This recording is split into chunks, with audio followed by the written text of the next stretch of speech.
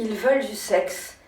Et nous, les filles, les femmes, on veut de l'amour. Bonjour à toutes et à tous, je me réjouis de vous retrouver pour cette nouvelle vidéo. Si vous ne me connaissez pas encore, je suis Bénédicte Anne, votre love coach depuis 2004. J'accompagne les hommes et les femmes qui souhaitent être heureux en amour à attirer directement la bonne personne. Et pour cela, je poste chaque jour une nouvelle vidéo pour vous aider à avancer dans un monde que vous ne connaissez peut-être pas et pour surtout tirer votre épingle du jeu dans la jungle que sont devenues les rencontres. Si vous voulez aller plus loin, je vous offre de participer à un webinaire dimanche 16 octobre à 20h. Vous trouverez le lien ci-dessous pour vous inscrire. Enfin, si ce n'est pas déjà fait, je vous propose de vous abonner à ma chaîne. Vous trouverez le lien ci-dessous aussi et d'activer la cloche pour recevoir les notifications de chaque nouvelle vidéo.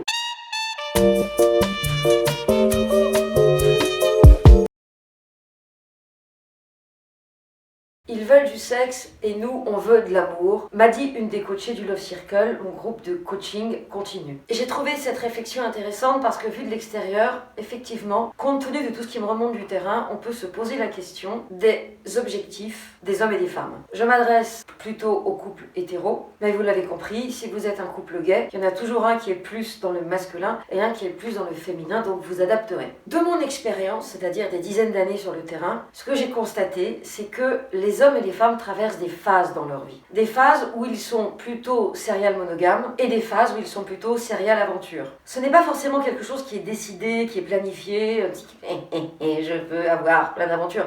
C'est pas comme ça que ça marche. Ce sont des phases qui se glissent entre deux histoires, très souvent pour se consoler, pour se renarcissiser, pour se montrer qu'on peut plaire à d'autres personnes, pour peut-être, après une longue période d'ennui, retrouver un peu le fun et la joie. Et récemment, une de mes coachées m'expliquait qu'en reprenant des études, elle avait retrouvé la joie et la fraîcheur des étudiants, ce qui l'avait propulsée quelques années en arrière, quand elle était encore étudiante, et elle a eu des envies de séduction. Et c'est intéressant de voir comment une conversation dans le métro, que vous avez entendu, une femme qui parle de son amant, une autre qui parle de ses nombreux amants, et tout de suite, un climat de printemps s'installe, même si on est en automne. Ça veut dire que, aussi bien pour les femmes que pour les hommes, je crois qu'il y a des phases. Pour autant, les phases chez les femmes sont des phases qui sont contenues dans le temps. Ça va durer 1 mois, 6 mois, 1 an, 2 ans, maximum 2-3 ans. Parce qu'au bout d'un moment, elles en auront marre, elles seront rattrapées par ce que la psychologie évolutionniste appelle le cocon des femmes, où en gros,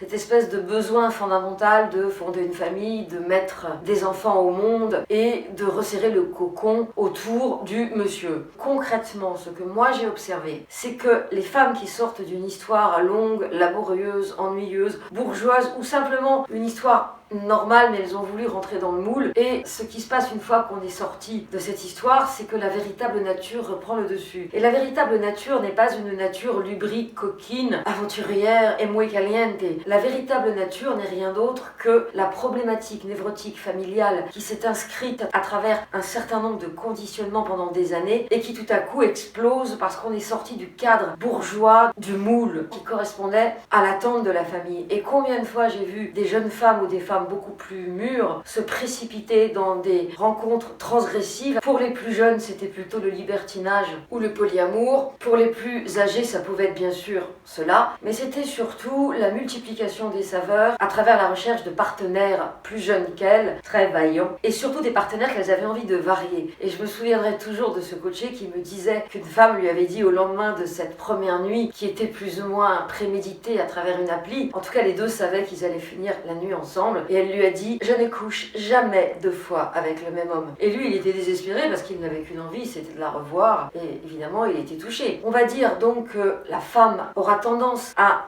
condenser ces périodes d'évasion sensuelle, ces périodes où l'amour ne compte pas, où elle n'en veut pas, soit parce qu'elle vient de sortir d'une histoire, soit parce qu'elle est déjà dans un couple qu'elle ne veut pas rompre, soit parce qu'elle a été trop longtemps en mode bourgeois conventionnel. Et donc pour toutes ces raisons, et peut-être d'autres encore, elle a envie de vivre une espèce de transgression, de liberté, sans filtre, sans contrainte et sans limite. Ça ne va durer qu'un temps, parce que toutes les coachées que j'ai pu rencontrer, toutes les femmes que j'ai rencontrées dans le cadre de mon agence de rencontre, qui a duré quand même une bonne quinzaine d'années, toutes ont eu les mêmes parcours. On s'amuse, on est surexcité, on découvre les applis, on perd 10 kilos, on va chez le coiffeur, on retrouve sa jeunesse, sa pétillance et on est dans la séduction. Mais au bout d'un moment, que ce soit l'âge, que ce soit la raison, que ce soit la société, que ce soit la vie, il y a une sorte de saturation. J'ai envie de dire que c'est presque biologique et qu'au bout d'un moment, la transgression c'est bien sympa, on a bien rigolé, mais on passe à autre chose. Et cette espèce de bouffée d'air frais a permis à ces femmes de vivre quelque chose d'excitant qui avait un temps. Et là, tout à coup, ça s'arrête. Et elles ont envie de cocon, elles ont envie de sécurité, elles ont envie d'un homme qui leur dise qu'il tient à elles, qu'il est touché par elles, qu'il a envie de faire des choses avec elles. Et c'est là, parfois, qu'elles découvrent que lorsqu'on est une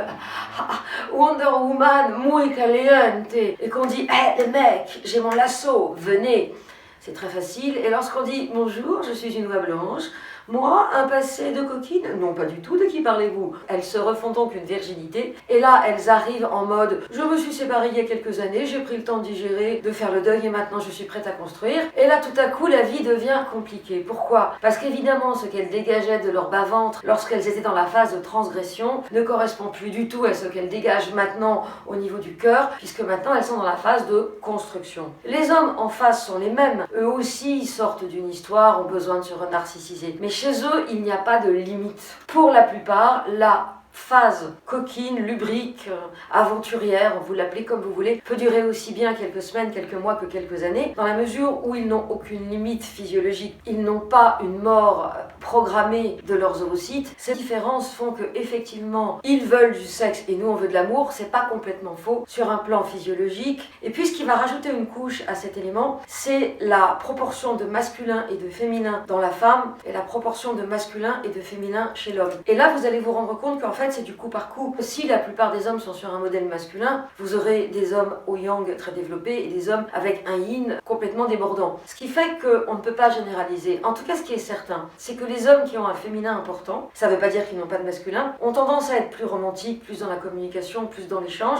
Et ces hommes-là, en général, n'ont pas envie d'aventure. D'ailleurs, ils vous disent « je ne suis pas un homme facile » ou « je ne suis pas un garçon facile selon l'âge qu'il a ». Ils vous disent aussi « moi, je cherche le grand amour ou rien ». Et en général, ces hommes qui sont plutôt féminins sont des hommes qui ont envie de romantisme, de lien, de contact physique, de tendresse et de sécurité. C'est difficile de généraliser. Ce dont on peut être à peu près certaines, c'est qu'un homme qui a plus de féminin sera plus romantique a priori, et un homme qui a plus de masculin sera plus dans le sexe. Pour autant, on l'a vu avec les liaisons dangereuses et Valmont, on l'a vu donc avec un certain nombre de Don Juan. Un jour, le Don Juan se repentit, alors certains vont rencontrer Dieu, d'autres vont rencontrer l'amour, mais d'une certaine manière, que ce soit l'amour d'une femme ou l'amour de Dieu, il y a comme une espèce de rédemption et un focus sur une seule personne. Donc, même l'homme qui a été le plus lubrique du monde et qui n'a pensé qu'au sexe va un jour s'arrêter et tomber follement amoureux. Et ce qui fait qu'un homme va s'engager à un moment ou à un autre n'est pas quelque chose que l'on peut forcément prédire. « Oh, je le vois, madame, ça y est, il arrive, il est mûr, il est pour vous. » C'est pas si simple. Si c'était si simple,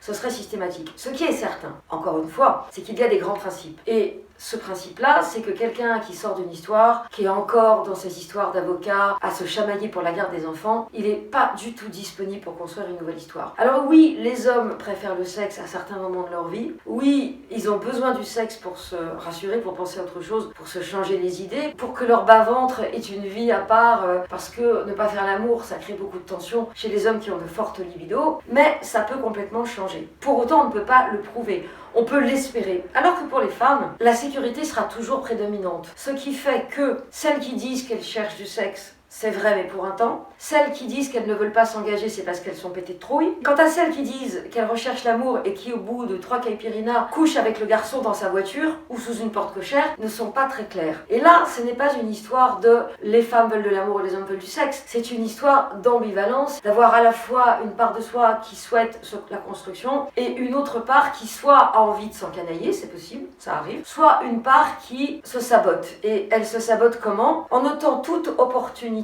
de construction, c'est-à-dire en allant tout de suite dans son côté. J'ai envie de te montrer comment je suis une partenaire, une maîtresse, une amante idéale, et tu vas tellement kiffer le sexe entre nous que tu vas tomber amoureux de moi. Ça, c'est quelque chose d'ambivalent, et ça n'a rien à voir avec les généralités du type ils veulent du sexe et nous de l'amour. Ça n'a rien à voir avec les mécanismes du yin et du yang. Cela a probablement plus à voir avec le passé de cette femme et le passé des hommes qu'elle rencontre. En réalité, même quand les hommes veulent du sexe, il y a toujours toujours derrière l'ombre de quelque chose d'interdit, de transgressif ou d'oppositionnel. La sexualité des hommes, leurs envies, la phase dans laquelle ils sont quand vous les rencontrez, a complètement à voir avec l'évolution linéaire de leur vie amoureuse. Ça, c'est l'évolution normale dans le temps. Aussi, ce qui se passe dans leur vie au moment où ils vous rencontrent, ça c'est la barre, donc c'est l'horizontale. Mais il y a évidemment l'élément vertical, qui est toute l'histoire familiale. Ce qui fait qu'un homme va être à un moment donné dans le sexe ou dans l'amour, avec vous ou avec une autre, va dépendre de son histoire familiale, va dépendre de la place qu'il a eue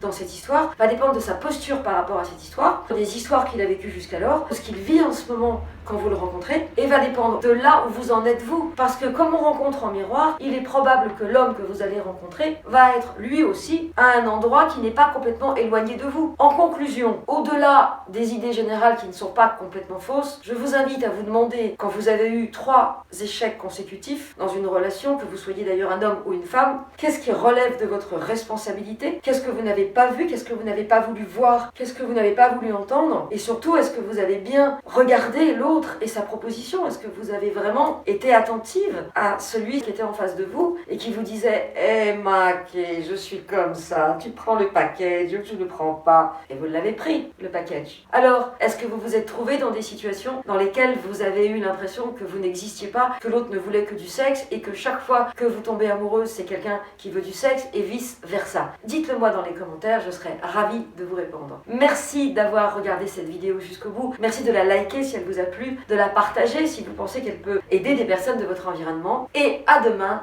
pour une nouvelle vidéo.